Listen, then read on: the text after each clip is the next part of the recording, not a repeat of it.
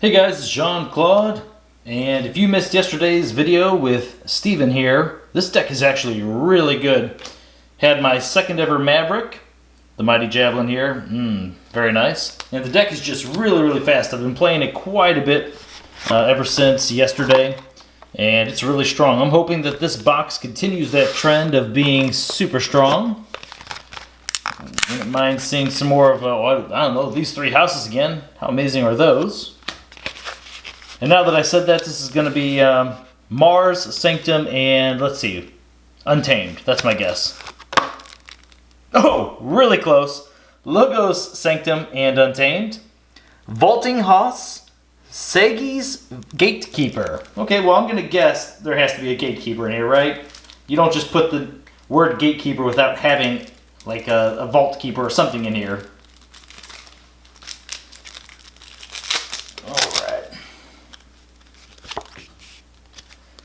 And we're starting off with Untamed. It's Way of the Bear. It's an upgrade. Amber on every plate. This creature gains Assault 2. Hunting Witch, 2 power. Each time you play another creature, gain an Amber. Halicor, 4 power. Each friendly flank creature gains Skirmish. Flaxia, 4 power. Play, gain 2 Amber if you control more creatures than your opponent. Oh! It only... Oh my gosh, you've had this weird curse of just 3 creatures in the house. And the only reason we only have 3 here is because I literally was about to say, well, it's going to be great if you open up quite a bit of creatures, because that 2 Amber is almost guaranteed. And instead we just have 3. Exciting news though, we do have Nepenthe Seed here. It's an artifact. Omni, sacrifice it, return a card from your discard pile to your hand.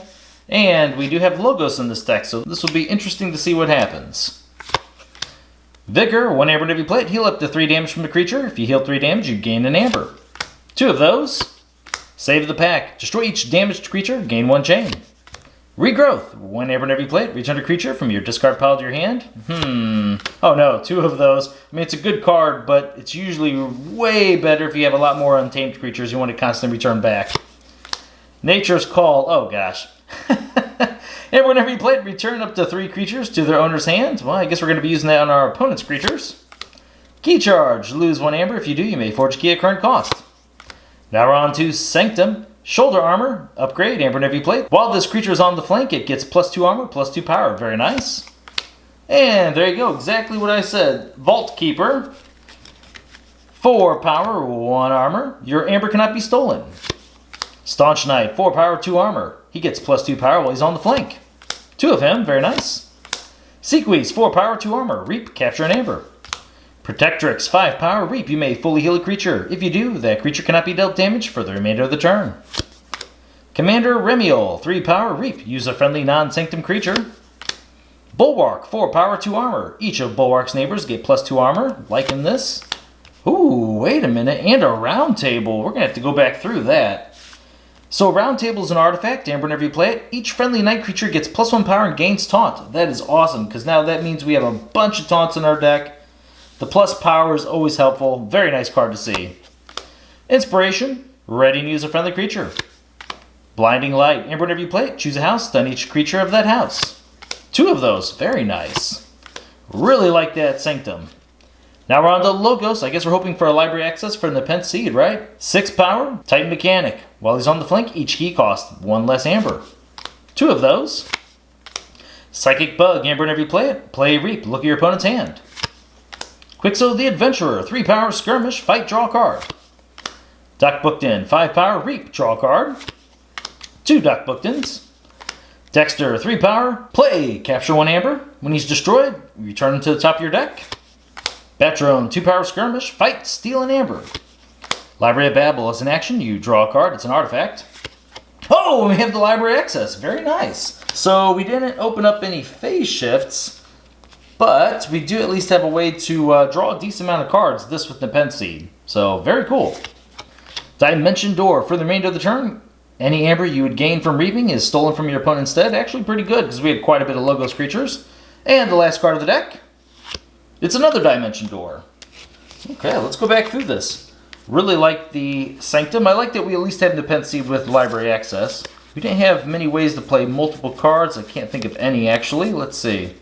No, so you're just going to have to hope you have a bunch of Logos cards in your hand and try and win with that. But let's go back through let's see. Actually, let's look at these creatures one more time. So we had 4 non-creatures. Wow, 8 creatures and logos. That's pretty interesting. Dexter's the only one that's actually kind of bad. The rest of these are all good.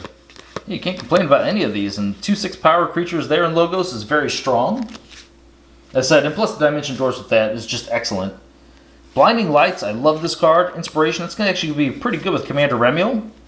So use Commander Remiel, maybe use like one of the logos cards like a Doc Bookton, Inspiration him to reap, get another Amber, and then use another creature. So that's pretty nice.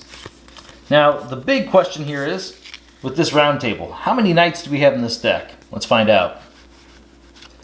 So that's 1, 2, 3, 4, 5, 6, 7. Wow. 7 Knights. I don't think there's any Knights in logos. Yeah, those would all be like cyborgs and humans. And we're definitely not going to find any Knights in Untamed. Yeah. But either way, wow, 7. That's pretty good. What makes that really interesting is now our Hunting Witch, that I thought wasn't that great to begin with because we only had 3 creatures in this entire house, we might be able to actually protect it and get some use out of that. That's pretty strong. Protecting Halicore, making your flank guys have skirmish is actually really strong too. So very nice to see the round table in here. Pretty sure I might even just consider mulliganing straight to that. Because really, if we get this out with all these creatures, I mean all this armor, having that additional power, these are just, it's probably just the best way to win with this deck is just getting out all your Sanctum and reaping with them. Plus the Vault Keeper is pretty nice, protection against shadows. Yeah, this is a really, really good Sanctum. I'm very happy with this. Very pleased with that right there. That said, I mean, we do have the weird little, it's not going to be very reliable or good necessarily, but Nepenthe Seed, honestly, we might end up just using it just to return like a Blinding Light, just to be able to stun opponent's creatures again, get the Amber from it. But, you know, if for some reason you can pull it off, sure, you know, you got that combo going on.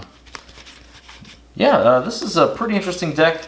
I said the amount of creatures in here is actually pretty good, because we had just a pile of logos creatures, and once these guys are out, look at the effects they're doing. These guys are just big and beefy. Love whenever you play and reap, look at your opponent's hand, kind of play around whatever they have going on. Being able to draw cards, draw. So Dexter, not so great. He's kind of our only, it's one of our only ways to prevent them from forging a key though, so maybe he has some use in here. And then same with Batdrone, he's our only steal, I believe, besides Dimension Doors. So yeah, the deck is going to be pretty light on Amber control, but as far as Amber's concerned, it should be pretty light on that as well, because we had just a huge amount of creatures, but we'll still check it out. There's 4 so far, 6. I'm going to hope we get some from that, 8. At least 9, 10, 11. 13, 14, so yeah, it looks like 14 is the number this deck is going to hit for just Amber cycling through.